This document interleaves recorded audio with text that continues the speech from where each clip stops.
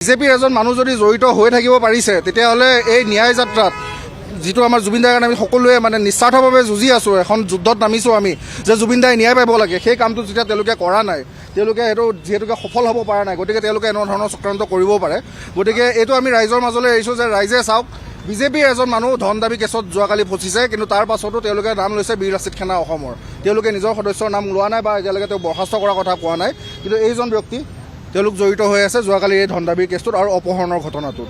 আজি ধ্বংস কৰাৰ কাৰণে মানে চক্ৰান্ত কৰিব পাৰে বিজেপি চৰকাৰে, কাৰণ তেওঁলোকৰ নিজৰ সদস্য আহি পেলাই যোৱাকালি ৰাতি ধন দাবীৰ কেছত ধৰা পৰিছে। নিতু আহমেদ বুলি এজন আছে, সেইজন আমাৰ লগত সম্পৰ্ক থকা ব্যক্তি, আমি মানি লৈছোঁ। নহয় পাঁচজন নহয়, মই কৈ আছোঁ নিতু আহমেদ বুলি কয় যিজন আছে, তেওঁৰ সম্পৰ্ক আছিলে। তেওঁৰ ৰঙিয়াত ঘৰ, তেওঁ আমাৰ কামৰূপ যিখন ৰুৰেল সমিতি হয় তাৰে তেওঁৰ মুখ্য সচিব আছিলে। আজি প্ৰায় 4-5 মাহ আগতে তেখেতক বৰ্খাস্ত কৰা গৈছিল। এনেধৰণৰ কাৰুকাৰ্যত জড়িত থকা প্ৰমাণ পাই পেলাই আমি তেওঁক বৰ্খাস্ত কৰিছোঁ। কাগজ পাতি আপোনাক লাগে যদি আমি এইখিনি দি দিম বাৰু, কোনো কথা নাই। কিন্তু তেওঁক বৰ্খাস্ত কৰা হৈছে। গতিকে এই যিবিলাক এই লগো আদিবিলাক পোৱা গৈছে বা ৰচিদ পোৱা গৈছে, এইবিলাক তেওঁৰ সেই মুখ্য সচিব থকাৰ কালত তেখেতৰ হাতত আছিলে। গতিকে সেইখিনি বস্তুকে প্ৰয়োগ কৰি তেওঁ উঠাই পৰিছে।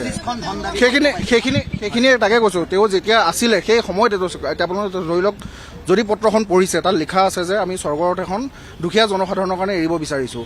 নিজাকে আমি প্ৰায় 5 লাখ মান টকা গোটাইছোঁ আমাৰ নিজৰ সংগঠনৰ ল'ৰাৰ পৰা উঠাই আৰু তাৰ বাহিৰেও 2-এটা সহায় সহযোগিতা সংগঠন তেনেকৈ চলে। আমি সহায় সহযোগিতা বিচাৰিছিলোঁ, সেইটো ধন দাবী নহয়, সেইটোত আমাৰ জড়িত নাই। এয়া দেখুৱালোঁ আপোনাক, বিজেপিৰ মানুহে জড়িত হৈ আছে। বিজেপিৰ মানুহ এইজন বিশ্বজিৎ দলে যোৱাকালি ধৰিছে, আপোনালোকে FIR নামটো দেখা পাব তেখেতৰ, বিশ্বজিৎ দলে এইজনেই হয়।